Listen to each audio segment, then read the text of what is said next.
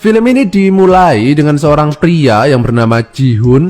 Dia ini adalah seorang psikiater yang memiliki metode penyembuhan menggunakan hipnotis. Dan sekaligus dia ini juga seorang dosen di sebuah fakultas yang mengajarkan ilmu hipnotis juga. Nah, suatu ketika ada seorang muridnya yang bertanya apakah hipnotis itu bisa digunakan untuk kepentingan pribadi, seperti membuat cewek tergila-gila kepada kita. Ji-hoon menjawab secara teori itu bisa, namun pada prakteknya tentunya tidak boleh karena itu sangat bertentangan dengan kode etis yo. Ji-hoon kemudian hendak menunjukkan bagaimana cara hipnotis bekerja. Dan ada salah satu muridnya yang bernama Yuri yang mengajukan diri sebagai bahan percobaan tersebut. Ji-hoon kemudian memberikan sugesti kepada Yuri. Jika ia mendengar Ji-hoon bertepuk tangan, maka Yuri akan menghapus papan tulis sampai bersih. Dan gak ada satupun hal yang bisa menghentikannya melakukan hal tersebut.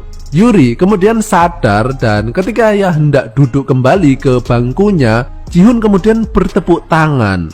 Dan seketika itu juga Yuri langsung menuju ke papan tulis dan menghapusnya. Dan ketika Ji-hoon hendak melarangnya, terlihat Yuri begitu sangat marah yo. Karena orang yang dihipnotis itu akan melakukan sugesti yang dimasukkan ke kepala mereka sekuat tenaga. Dan ketika dicegah, maka mereka akan memberontak gimana pun caranya agar bisa melaksanakan sugesti tersebut. Nah, sebelum dilanjut, Pak D bakal menjelaskan dulu beberapa hal biar kalian bisa mengikuti alur cerita ini yo. Pertama, sugesti itu adalah kata-kata atau perintah yang dimasukkan ke kepala orang yang dihipnotis. Dan kedua adalah trigger, yaitu sesuatu hal apapun itu seperti benda, kata-kata, waktu, dan lain-lain yang ketika tertangkap oleh otak mereka, maka hal tersebut bakal memicu terjadinya sugesti yang dimaksud. Dalam contoh di atas adalah ketika Ji-hoon bertepuk tangan, maka sugesti tersebut akan berjalan. Seperti itu ya, jelas? Oke, lanjut. Dan film ini pun dimulai. Bukan uya-kuya. Keesokan harinya terlihat Ji-hoon bareng dengan temannya yang seorang dokter yang bernama Junki. Dia menceritakan bahwa ntar malam dia bakal kencan dengan cewek yang dikenalkan temennya. Jadi kayak acara cari jodoh gitu. Namun Ji-hoon ini pesimis yo dengan cerita Junki. Dia berpikir alah ceweknya itu mesti jelek dan gak laku sampai mau ikut acara seperti itu. Karena Ji-hoon ini tipe cowok yang gak percaya dengan cinta yo. Dia berpikir kalau cinta itu cuma sekedar reaksi kimia yang terjadi di dalam otak manusia. Malamnya Junki kemudian berkencan dengan cewek yang dimaksud. Dia ini bernama Hyunjin. Dan meskipun ini kali pertama Junki bertemu dan berkencan dengan Hyunjin, namun Junki ini langsung jatuh cinta dengan Hyunjin karena selain cantik, dia ini juga memiliki sifat yang lemah lembut. Namun di balik semua itu, Hyunjin ini terlihat sangat gelisah karena sebenarnya selama ini dia dihantui makhluk tak kasat mata dan hanya dia saja yang bisa melihatnya. Junki yang melihat tingkah Hyunjin tersebut kemudian meminta tolong kepada Ji-hoon untuk memeriksanya. Karena Hyunjin ini mengeluh dia tidak bisa tidur alias insomnia. Hyunjin kemudian datang ke rumah sakit dan ketika Ji-hoon melihatnya dari kejauhan, pendapatnya tadi yang mengatakan bahwa cewek tersebut pastinya jelek, seketika itu juga berubah. Dia ini langsung tertarik kepada Hyunjin. Ji-hoon kemudian segera melakukan tes awal kepada Hyunjin dan Hyunjin ini mengatakan kalau dia ini susah tidur dan juga terkadang lupa tentang apa yang sudah dilakukannya. Dan hasilnya Ji-hoon kemudian memberitahu kepada Junki bahwa Hyunjin ini memiliki identity disorder alias kepribadian ganda, bukan kelamin ganda loh ya. Ji-hoon kemudian menyarankan Junki agar menjauhi Hyunjin karena orang dengan penyakit seperti itu sangat berbahaya. Apalagi dia ini juga mengalami halusinasi yo, yaitu seperti melihat hantu itu tadi, dimana Ji-hoon ini nggak percaya akan adanya hantu yo. Namun setelah mendengar hal itu, Junki ini justru tambah memiliki tekad yang kuat untuk bisa menyembuhkan Hyunjin. Kemudian kita diperlihatkan bahwa Hyunji ini adalah seorang pembuat boneka marionet. Itu loh, boneka yang bisa digerakkan dengan menggunakan tali, tahu ya. Dan di tempat kerjanya inilah Hyunji ini sering banget melihat penampakan hantu tadi. Keesokan harinya Hyunji menceritakan semua kejadian tadi, dan Ji-hoon kemudian mencoba menghipnotis Hyunji untuk pertama kalinya untuk mencoba membangunkan kepribadian Hyunji yang lain. Dan ketika Ji-hoon melihatnya, dia agak kaget yo, karena mata Hyunjin ini menjadi putih. Dan Pak D kasih tahu yo, kalau mata Hyunjin jadi putih kayak gini, artinya dia ini sedang dirasuki oleh hantu tersebut. Kita sebut saja karakter ini Hyunjin 3 ya. Ji-hoon kemudian menanyakan siapa namanya. Namun hantu ini seolah-olah bisa mengerti hasrat yang ada di dalam hati semua manusia. Dan dia tahu kalau Ji-hoon ini sebenarnya sangat tertarik dengan tubuh cantik yang ada di depannya ini. Dan dengan gerakan gatelen, Hyunji 3 ini mencoba menggoda Ji-hoon. Namun Ji-hoon yang masih kuat iman ini kemudian dengan segera membuat Hyunjin sadar kembali. Tertarik dengan kejadian aneh barusan, Ji-hoon kemudian meminta Hyunjin untuk melakukan terapi ini secara berkala. Di pertemuan selanjutnya, Ji-hoon mengajak Hyunjin melakukan terapi hipnotis tapi di luar ruangan biar dia merasa rileks ya. Nah, di sini Hyunjin kemudian mengingat masa lalunya di mana pacarnya dulu telah mati terbunuh. Tapi dia nggak ingat siapa yang membunuhnya. Hyunjin pun sedih mengingat hal itu, sehingga kemudian Ji-hoon mengatakan untuk mengingat masa lalunya yang bahagia. Dan Hyunjin teringat ketika dia sedang melakukan penggenjotan dengan pacarnya, yang kemudian membuat Hyunjin ini sekarang menjadi sange yo. Dan dia pun langsung menarik Ji-hoon untuk mengobati rasa kegatelan yang melanda dirinya. Ji-hoon yang mencoba menahan diri dari godaan tersebut, kemudian dia pun menyadarkan kembali Hyunjin. Namun ternyata dia kini justru menjadi Hyunjin 3. Dia pun menceritakan bahwa pacarnya itu dulu hanya mempermainkannya. Dan ketika dia bosan, dia pun meninggalkan Hyunjin. Dan Hyunjin ini cuma bisa menangis saja seperti orang bodoh. Sehingga Hyunjin 3 ini mengambil alih tubuhnya. Dan akhirnya dialah yang membunuh pacarnya tersebut. Jadi hantu ini memandang Hyunjin sebagai sosok orang yang lemah dan gak bisa apa-apa, alias sosok yang menyedihkan menurutnya. Malamnya terlihat Ji-hoon ini nggak bisa tidur ya, karena dia ini teringat dengan bentuk tubuh Hyunjin yang sangat menggoda. Pada pertemuan selanjutnya terlihat Hyunjin yang cantik banget ini kini terlihat lebih sumringah yo, lebih cerah gitu wajahnya setelah beberapa kali mengikuti terapi dari Ji-hoon. Hyunjin pun kembali dihipnotis dan muncullah Hyunjin 3 dengan pose yang sangat semlohe. Hyunjin 3 mengatakan bahwa di dalam hati Hyunjin sebenarnya dia ini tertarik kepada Ji-hoon, namun dia tidak bisa mengatakannya. Kenapa? Silahkan nonton terus biar tahu ceritanya ya. Hyunjin 3 kemudian sekali lagi dengan gerakan-gerakan yang bikin menelan ludah. Akhirnya Ji-hoon pun terpancing dengan godaan tersebut dan mendekati Hyunjin 3. Dan di sini terlihat Hyunjin 3 ini berusaha menggoda Ji-hoon. Nah, setelah kejadian tersebut, Ji-hoon pun pulang dan dengan segera dia langsung mengamplas batangnya dengan kecepatan tinggi sambil membayangkan Hyunjin. Jadi kini di dalam hati Ji-hoon, keinginan untuk memiliki Hyunjin ini menjadi tambah besar yo. Namun perasaan itu bukanlah rasa cinta seperti yang dimiliki Junki, melainkan perasaan nafsu ingin memiliki dan menikmati tubuh semlohe milik Hyunjin.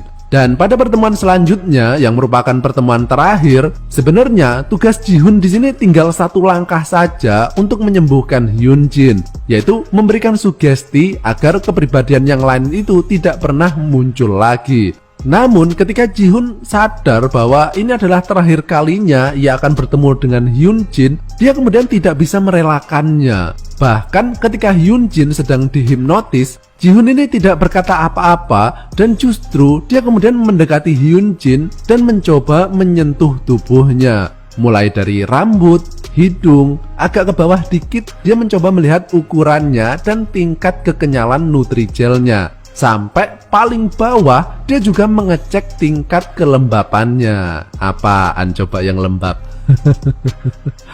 Nah, setelah Ji-hoon ini sudah mengetahui semua kualitas perkakas Hyunjin, sekarang fix dia ini beneran pengen banget memiliki tubuh Hyunjin. Akhirnya Ji-hoon ini bukannya memberikan sugesti yang seharusnya menyembuhkan Hyunjin, melainkan memberikan sugesti bahwa setiap hari Minggu pukul 3 sore Hyunjin ini akan kepikiran dan merindukan orang yang sangat dicintainya, dan orang tersebut adalah Ji-hoon. Dan Hyunjin baru akan merasa bahagia jika ia berhasil melaksanakan sugesti tersebut. Jadi sugestinya adalah Hyunjin sangat mencintai Ji-hoon, dan yang menjadi triggernya adalah waktu, yaitu hari Minggu jam 3 sore. Keesokan harinya yang kebetulan adalah hari Minggu, terlihat Hyunjin ini sedang membuat boneka, dan tiba-tiba ketika hampir jam 3 sore dia ini merasa gelisah yo. Dan tepat jam 3 sore, untuk pertama kalinya sugesti yang diberikan oleh Ji-hoon pun berjalan. Hyunjin secara tidak sadar pergi menemui Ji-hoon, dan ketika hal ini terjadi, tubuh Hyunjin ini dikendalikan sepenuhnya oleh sugesti hipnotis Ji-hoon. Kita sebut saja karakter ini sebagai Hyunjin 4. Dan Hyunjin 4 ini adalah karakter yang sangat mencintai Ji-hoon akibat hipnotis tadi. Dan akhirnya keinginan terpendam Ji-hoon pun terkabul. 당신이 미치도록 그리웠어요. Dan dengan segera dia pun langsung menikmati bikang angetnya Hyunjin untuk pertama kalinya. Setelah selesai menikmati jajanan pasar milik Hyunjin, Ji-hoon kemudian memberikan sugesti lagi, yaitu setelah Hyunjin pulang dari tempat Ji-hoon, maka Hyunjin tidak akan pernah ingat tentang hal yang sudah terjadi. Jadi Ji-hoon ini sekarang berubah menjadi karakter yang sangat menyebalkan yo. Sementara itu terlihat Junki yang tengah mencari keberadaan Hyunjin, dan di sini Hyunjin merasa sedih karena dia ini tidak ingat dari mana saja dia barusan. Nah, sejak hari itu sugesti yang diberikan oleh Ji-hoon ini masih terus berlangsung. Jadi setiap hari Minggu jam 3 sore Hyunjin 4 akan mengendalikan tubuh Hyunjin dan langsung berjalan mencari keberadaan Ji-hoon. Dan begitu sampai di tempat Ji-hoon, dengan segera Hyunjin pun langsung digenjot sampai molet-molet. Dan begitu seterusnya, sampai suatu saat pas Ji-hoon pulang dari mengajar, dia bertemu dengan Yuri. Dan di sini Yuri kemudian nembak Ji-hoon, dan akhirnya mereka pun jadian dan sering banget melakukan bercocok tanam. Sehingga ketika Hyunjin datang dan pada saat yang bersamaan datang Yuri, maka Ji-hoon ini lebih memilih Yuri dan meninggalkan Hyunjin. Jadi Ji-hoon ini sudah bosen yo dengan tubuh Hyunjin. Padahal sugesti yang diberikan itu mengharuskan Hyunjin bersama dengan Ji-hoon, dan barulah dia akan merasa bahagia. Sehingga ketika Ji-hoon ini mencampakkannya, maka Hyunjin ini akan merasa sangat sedih yo, yang akhirnya justru membuat Hyunjin kembali teringat dengan masa lalunya ketika ia dicampakkan oleh pacarnya dulu. Sementara itu, Junki yang mencoba mengikuti kemana saja sebenarnya Hyunjin, akhirnya dia tahu kalau semua hal itu adalah ulah Ji-hoon. Junki kemudian langsung mengkonfrontasi Ji-hoon dan mengatakan bahwa kelakuannya itu sungguh sangat bejat yo. Bagaimana mungkin ia tega melakukan hal tersebut kepada seorang wanita yang aslinya itu dia sudah mengalami trauma yo. Nah, mendengar ucapan Junki tadi, akhirnya Ji-hoon ini sadar bahwa perbuatannya tadi adalah hal yang salah. Sehingga Ji-hoon kemudian menghipnotis Hyunjin lagi, dan kali ini dia mengatakan untuk menghapus semua sugesti yang sudah ia berikan. Jadi seharusnya pada poin ini Hyunjin 4 tidak akan pernah muncul lagi yo. Dan meskipun kini Ji-hoon dan Junki sudah tidak berteman lagi, setidaknya Ji-hoon berpikir kalau dia ini sudah mencoba memperbaiki semua kesalahannya dan mengembalikan pikiran Hyunjin seperti sedia kala. Beberapa waktu pun berlalu, terlihat Junki yang sedang membawa bunga dan juga cincin. Dia ini hendak melamar Hyunjin ya. Namun hal yang mengejutkan pun terjadi. Ketika Junki menunjukkan cincin tunangan yang dibawanya, seketika itu juga ekspresi Hyunjin pun berubah. Dan inilah kepribadian ganda yang dimiliki oleh Hyun Jin, yang sayangnya dia ini adalah seorang psikopat. Kita sebut saja karakter ini adalah Hyun Jin 2. Dan sama halnya dengan hipnotis, perubahan kepribadian tersebut juga memerlukan sebuah trigger. Dan untuk Hyun Jin 2 ini, dia akan muncul ketika ia fokus melihat cincin nikah atau tunangan. Karena dia akan teringat dengan masa lalunya ketika bersama pacarnya. Dan sebenarnya ketika Hyun Jin 3 tadi mengatakan kalau Hyun Jin itu tertarik kepada Jihoon, yang dimaksud bukanlah Hyun Jin yang asli, melainkan kepribadian Hyun Jin yang kedua ini. Semoga kalian bisa mengikuti yang Pak D maksud ya. Nah, Junki yang melihat tingkah aneh Hyun Jin ini kemudian mencoba menghentikannya. Dan jika kalian ingat dengan Yuri yang dihipnotis tadi, pas mau dihentikan dia justru marah-marah toh. Nah, begitupun dengan Hyun Jin 2 ini. Ketika Junki hendak menghentikannya, Hyun Jin 2 ini justru marah dan langsung menusuk Junki. Hyun Jin pun terus menghujamkan pisau yang ada di tangannya ini, sampai akhirnya Junki pun harus mati di tangan wanita yang dicintainya ini. Setelah itu, Hyun Jin 2 ini yang kini sudah berada di depan pintu Jihoon, dan Jihoon ini kaget ya, karena tubuh Hyun Jin ini penuh dengan saos. Hyun Jin kemudian membawa Jihoon ke tempat kerjanya, dan di sini Jihoon pun melihat tubuh temannya itu yang kini sudah tidak bernyawa. Sementara itu, Hyun Jin 2 ini terlihat sangat bahagia ketika berada di dekat Jihoon. Dia pun mengatakan kalau dirinya ini jatuh cinta kepada Jihoon sejak pertama kali melihatnya. Namun Jihoon yang sudah merasa muak berurusan dengan Hyun Jin, akhirnya dia pun kalap dan langsung mencekik Hyun Ji hingga Hyun Ji pun tewas.